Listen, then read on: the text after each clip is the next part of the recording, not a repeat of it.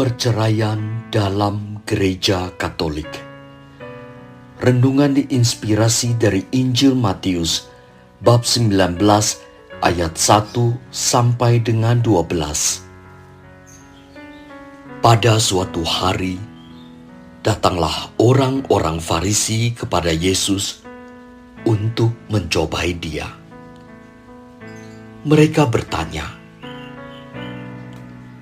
apakah diperbolehkan orang menceraikan istrinya dengan alasan apa saja? Yesus menjawab,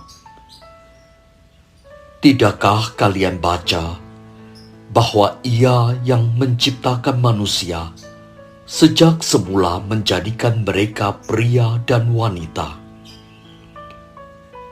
Dan Ia bersabda, sebab itu pria akan meninggalkan ayah dan ibunya dan bersatu dengan istrinya, sehingga keduanya itu menjadi satu daging. Demikianlah mereka itu bukan lagi dua, melainkan satu. Karena itu, apa yang telah dipersatukan Allah tidak boleh diceraikan manusia.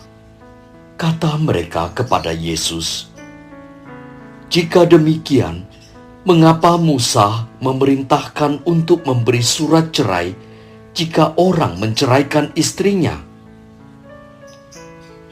Kata Yesus kepada mereka, karena ketegaran hatimu, Musa mengizinkan kalian menceraikan istrimu, tetapi sejak semula tidaklah demikian.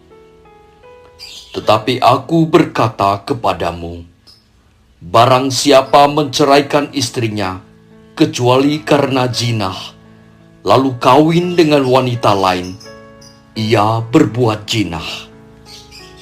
Maka murid-murid berkata kepada Yesus, jika demikian halnya hubungan antara suami dan istri, lebih baik jangan kawin.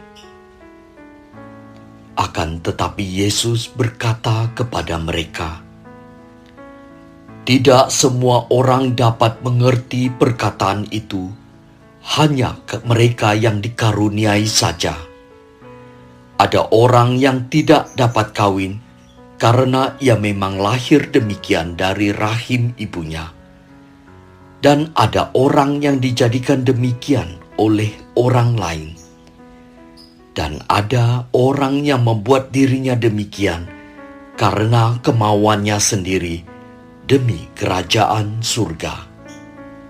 Siapa yang dapat mengerti, hendaklah ia mengerti. Demikianlah sabda Tuhan.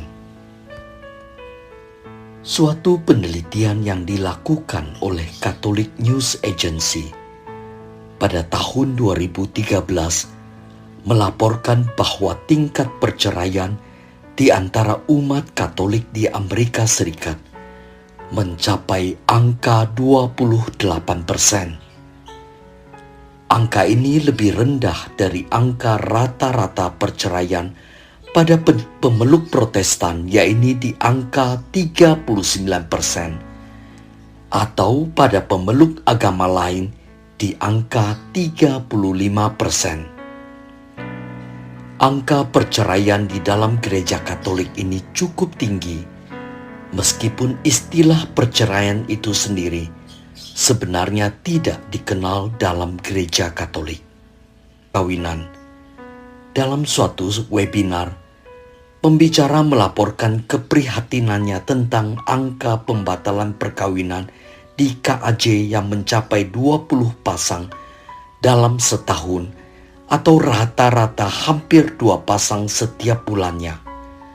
Meskipun gereja Katolik sudah berusaha menekan angka pembatalan perkawinan ini dengan menyelenggarakan kursus persiapan perkawinan atau penyelidikan kanonik.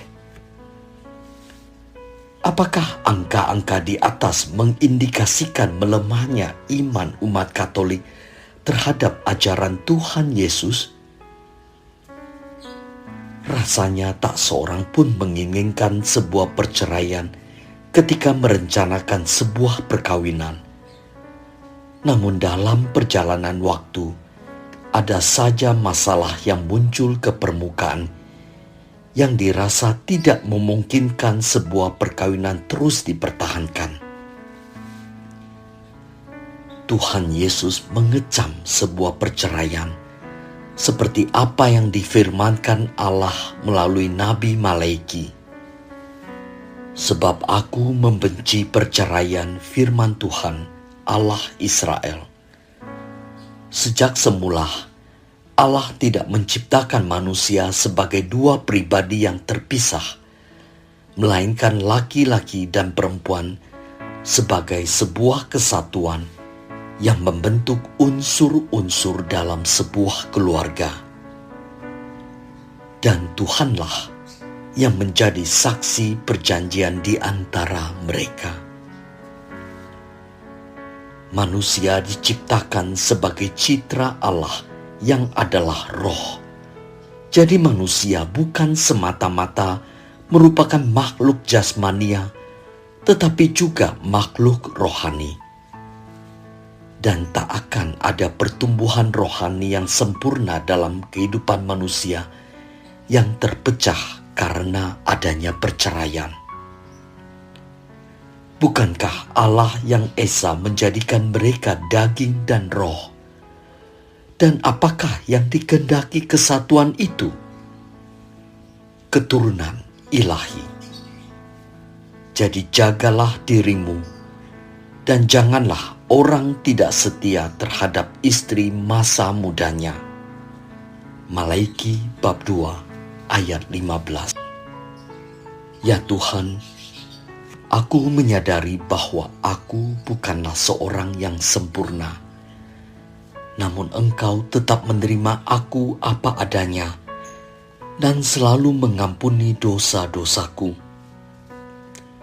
Ajarlah aku mampu menerima kekurangan pasanganku seperti Engkau telah menerimaku, meskipun aku sungguh tidak layak bagimu.